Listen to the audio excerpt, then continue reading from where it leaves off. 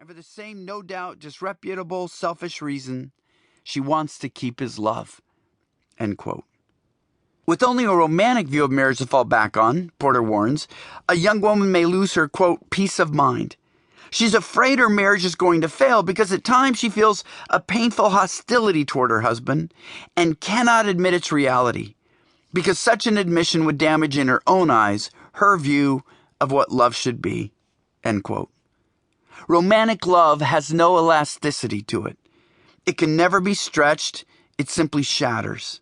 Mature love, the kind demanded of a good marriage, must stretch, as the sinful human condition is such that all of us bear conflicting emotions. Quote, her hatred is real as her love is real. End quote. Porter explains of the young wife.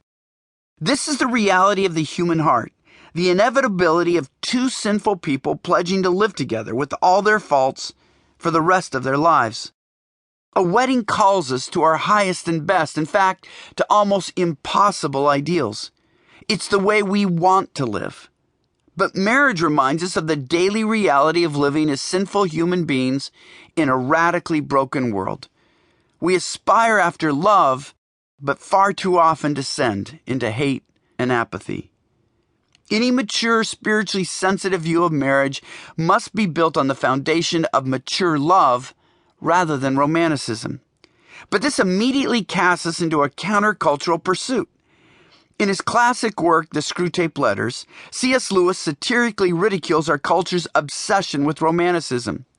The demon Screwtape, a mentor to the demon Wormwood, gloats, quote, humans who have not the gift of sexual abstinence can be deterred from seeking marriage as a solution because they do not find themselves in love. And, thanks to us, the idea of marrying with any other motive seems to them low and cynical. Yes, they think that. They regard the intention of loyalty to a partnership for mutual help, for the preservation of chastity, and for the transmission of life as something lower than a storm of emotion. End quote. I think most of us who have been married for any substantial length of time realize that the romantic roller coaster of courtship eventually evens out to the terrain of a Midwest interstate. Long, flat stretches with an occasional overpass. When this happens, couples respond in different ways. Many will end their relationship and try to recreate the passionate romance with someone else. Other couples will descend into a sort of marital guerrilla warfare, as each partner blames the other for personal dissatisfaction or lack of excitement. Some couples decide to simply get along. Still others may opt to pursue a deeper meaning, a spiritual truth hidden in the enforced intimacy of the marital situation. We can run from the challenges of marriage, as doctors did from the human body, refusing to cut open the cadavers and really look at what was going on. Or we can admit that every marriage presents these challenges and asks us to address them head on. If we find that the same kinds of challenges face every marriage, we might assume God designed a purpose in this challenge that transcends something as illusory as happiness. This book looks for that purpose and meaning and asks this question: how can we discover in the challenges of marriage the opportunities to learn more about God, grow in our understanding of Him, and learn to love Him more? Numerous married couples have opened up their lives for us in this book, so I suppose it's only fair that I should allow my own marriage to be dissected first. An unexpected engagement.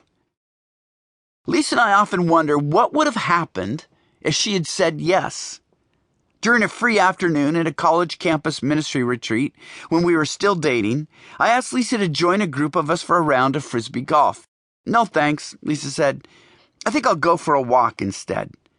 She had recently returned from a summer-long mission trip to Mexico, and this retreat was supposed to be a time when Lisa and I could reconnect. We had known each other since junior high and had been dating for about a year, and we were getting serious. Unknown to Lisa, I'd asked my best friend, Rob Takamura, to begin praying about whether I should ask Lisa to marry me. And unknown to me, Lisa and her mother had spent a Saturday afternoon the week before looking at wedding dresses just in case Lisa should ever need one. I was somewhat frustrated that Lisa wasn't being cooperative, so I said, fine, I won't play frisbee golf either. You can, Lisa said. I don't mind walking alone. No, I'll go with you, I said. We walked along the river.